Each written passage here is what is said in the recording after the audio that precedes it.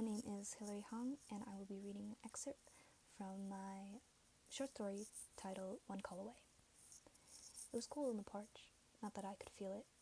There was a slight breeze that added to the chill. The sky was devoid of clouds. Endless stars were scattered across the night and were too beautiful for such a wretched day. My baby lay in the carrier, covered in a thick blanket, a cap on his preciously small head. I wish I could pick him up, but the blood on my hands still felt hot, like it could ignite and burn me and my baby to mere ashes if I dared to touch him with such dirty hands. Killing someone was frighteningly easy. Maybe things would have been different if I had gotten ready a little faster and left the house. I had the diaper bag set up, Jack dressed and in the carrier, but I wasted time fiddling with my phone and fixing my hair. Still the procrastinator, even after my baby was born. I had heard something downstairs, what sounded like the footsteps of another person in the house, and my heart began to race. I had almost dismissed it as paranoia, nightmares that had been plaguing me ever since I brought Jack home from the hospital and no longer have a team of people to make sure he was still breathing. I'd spend restless nights hovering over the crib, terrified he would stop breathing if I even blinked. I'd fallen asleep in the rocking chair with a baseball bat, not yet used to all the noise of the countryside. Every creak of the old house was an intruder. Every animal screamed from the woods a threat.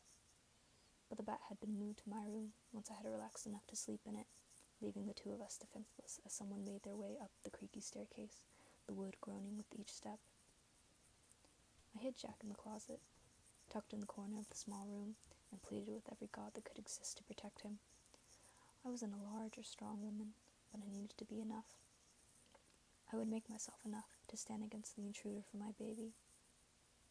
Heart pounding and marking to my ribs, I stood right next to the door with a paperweight that decorated one of the shelves. The door opened, and it was like a movie in slow motion. The door didn't creak. I rolled it when I decided this would be the nursery, to make sure I didn't wake the baby up when I checked on him.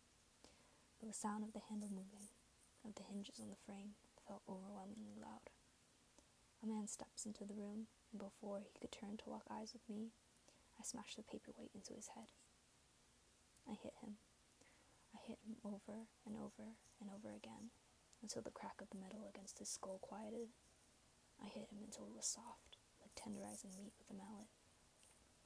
He might have begged, pleaded for me to stop, but I couldn't hear anything over the pounding of my heart and the mantra of, "You will not get to my baby.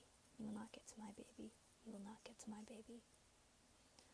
I always thought those crime and action movies were exaggerating, but when you hit someone like that, the blood really does get everywhere. It splattered on the walls, on my clothes, on my face.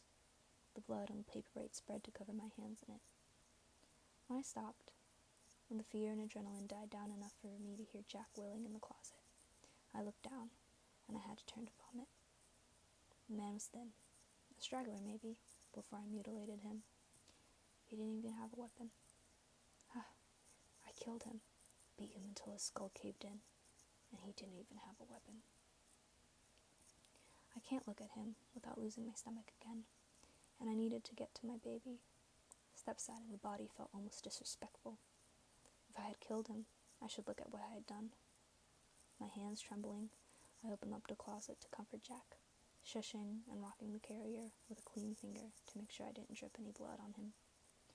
Thankfully, Jack had settled down quickly. He was such an easy baby, my sweet boy. I curled into a ball, my face pressed into my knees. What am I going to do if I go to prison? I had thought. Who is going to take care of my baby? I had never gotten along with my parents. They were too strict, and I was too careless. When I left, they never even bothered to contact me.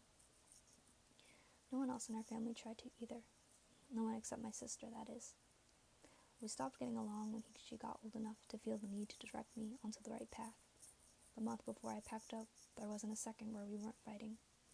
All the yelling, the passive-aggressiveness, the resentment I felt towards the entire family for trying to make me into someone easier to tolerate was too much to handle. I had a car. I had money saved up. All I needed was a place to go. I had jumped from city to city, made a few mistakes, made more bad decisions, and got pregnant. I settled in the farmhouse just before I got too big to move around too much. The town was quiet, cheap to live in, and the people were kind. A few of the moms even offered to watch Jack for me when he was born so I could work, which I had gladly accepted. Even though I was happy here, I never stopped thinking about my sister. I didn't pick up her calls, of course. What would I have said? But I kept track of her life through the pieces of it she posted on social media, which is why I knew she lived only a few hours away, and why I thought if she picked up the phone, she could help me. The call connected on the last ring when I expected it to go to voicemail, and soon she was on her way. I didn't even remember how I convinced her to come. Lost in my thoughts, I barely noticed the car drive up the old farmhouse until the slam of the vehicle's door jolted me awake. A woman rushed out, slamming it shut and walking up the driveway, only to pause when she saw me. "Oh, Anna," my sister said, in the tone of voice she used to use when I spilled food on myself as a kid, and not like she found me sitting bloodied on my porch in the middle of the night. "What have you done?" She hadn't changed much at all, even after all these years, and that simple fact alone almost brought me to tears. The same single haircut she discovered in college and never strayed from, the same warm brown eyes, the same taste in fashion. I'd seen her in photos, but that Joanne never felt real. It was like the world snapped into place at the sight of my sister, my big sister. The dreamlike trance I had been in was broken, and abruptly everything was too sharp, too much for me. I wanted to reach out and touch her, to hide away in the safe expanse of her arms like I used to do when the worst of my fears were monsters in the closet. I wanted to feel her warm palms on my back, rubbing and rubbing until the hurts faded.